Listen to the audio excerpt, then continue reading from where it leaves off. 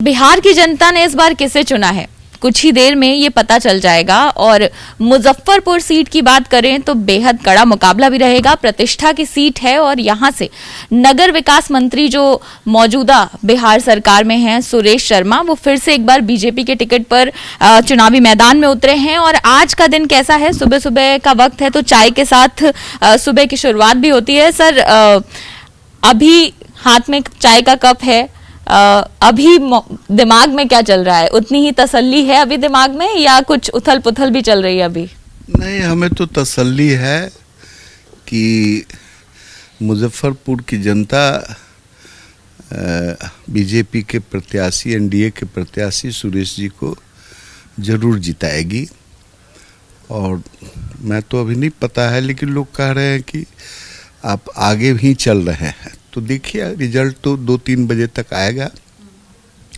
लेकिन मुझे विश्वास है कि जितनी ईमानदारी से मैंने यहाँ का काम ट्रैक पर लाए हैं, और वो काम अभी अधूरा है, ये नहीं हो गया कि वो काम पूरा हो गया है, तो अधूरे काम के लिए हमें इस 5 वर्ष का समय निश्चित तौर से जनता देगी कि उन कामों के करने के बाद मुजफ्फरपुर एक अच्छे शहर में क्लास 1-2 में ही आ जाएगा। समस्याएं यहाँ की बहुत है, हेवी पॉपुलेशन है, ट्रैफिक सिस्टम ठीक नहीं है, रोड चौड़ी करनी है, स्मार्ट सिटी में बहुत सारे प्रोविजंस जो आए हैं उसका डीपीआर बन गया है, कुछ का शिलान्यास भी हो गया है। तो ये काम दूसरे लोग कोई भी आएंगे तो शायद ये काम अटक जाएगा और उतने वो काम होना कठिन हो जाएगा। इसलिए जनता चाहती है कि सुरेश जी इस काम को पूरा कर देंगे तो मुजफ्फरपुर में जो समस्याएं यहाँ की है, पोल्यूशन है, मैक्सिमम ट्रैफिक समस्या है, इसके अलावा बहुत सारे खेल मैदान है, सिकंदरपुर झील है, बस स्टैंड बैरिया को बनाना है, तो ये सारा बड़ा बड़ा काम है। तो इस सिस्टम को डीपीआर सबका बना है, सब पर काम चल रहा है, तो हम समझते हैं कि ज़रूर वो जिताएंगे और हमको जीतना करीब करीब सुनिश्चित है। सुनिश्चित मान रहे हैं, लेकिन मुकाबला कैसे देखते हैं सर? वीरेंद्र चौधरी जो यहाँ पर आपके सामने खड़े हैं वो भी मंजे हुए नेता रहे हैं और पहले जीत भी चुके हैं, तो मुकाबला कैसा देखते हैं अपने सामने? देखिए, जो चौधरी जी जो हैं उनके 15 साल के कामों को लोगों ने देखा है और शहर उसी का खामियाजा भोग रहा है, क्योंकि नगर निगम को वो अपने एकदम कैप्चर किए हुए हैं।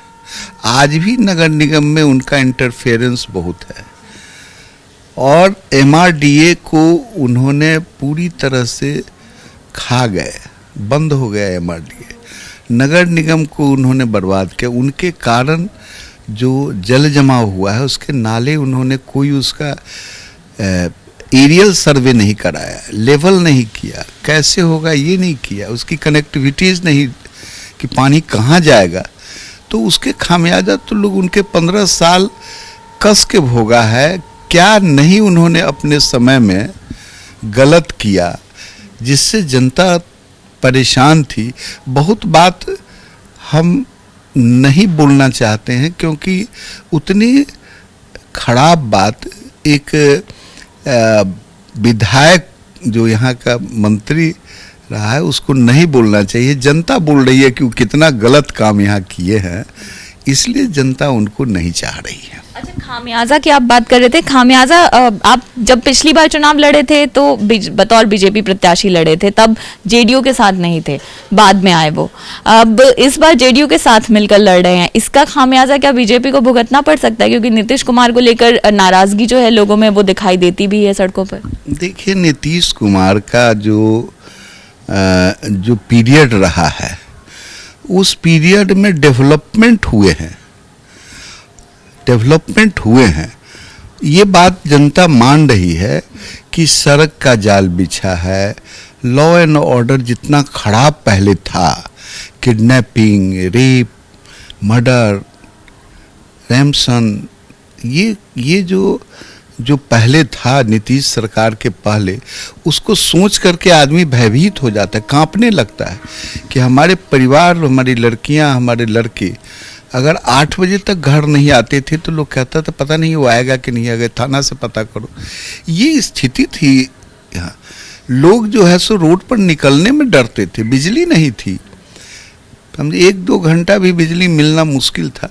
तो नीतीश कुमार के पीरियड में केंद्र सरकार और बिहार सरकार मिलकर के अच्छा काम की है। ऐसा नहीं है कि नीतीश कुमार के काम से हम लोग खामियाजा भोगे।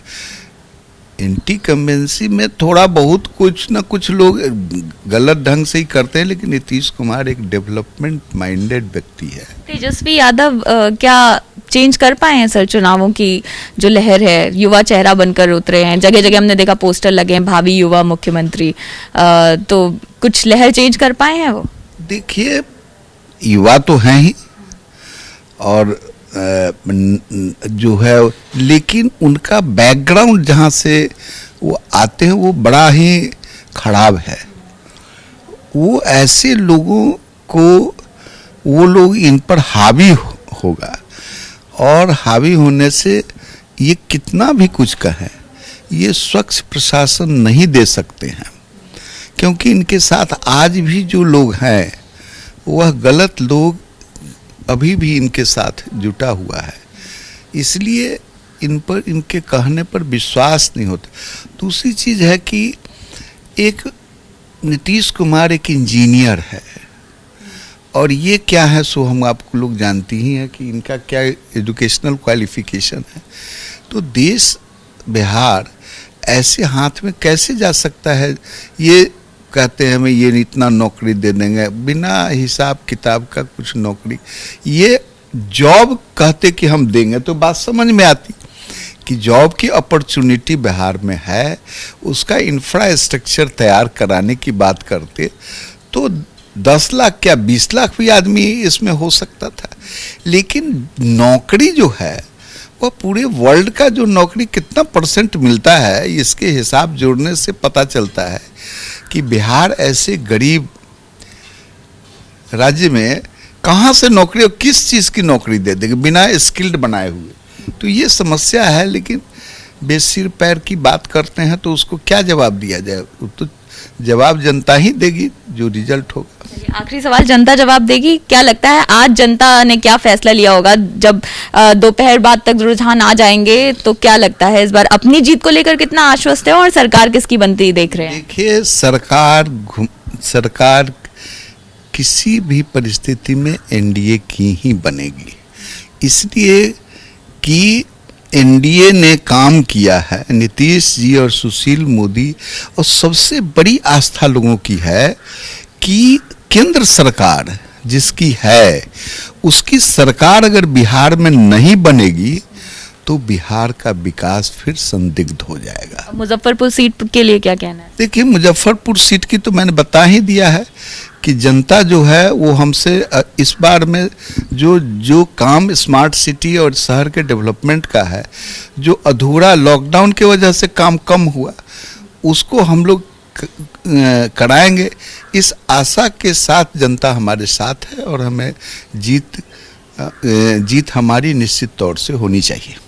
नगर विकास मंत्री सुरेश शर्मा, जिनका कहना है कि जीत जो है वो सुनिश्चित है, क्योंकि जनता चाहती है कि विकास के जो काम इस कार्यकाल में अभी रह गए हैं, जो अभी बाकी हैं, उनको आगे पूरा किया जाए और अगले 5 साल इसीलिए एनडीए की सरकार पर ही जनता अपना भरोसा दिखाएगी, ऐसा उनका मानना है। कैमरा पर्सन राजेंद्र के साथ अंजलि सिंह, एबीपी न्यूज, मुजफ्फरपुर।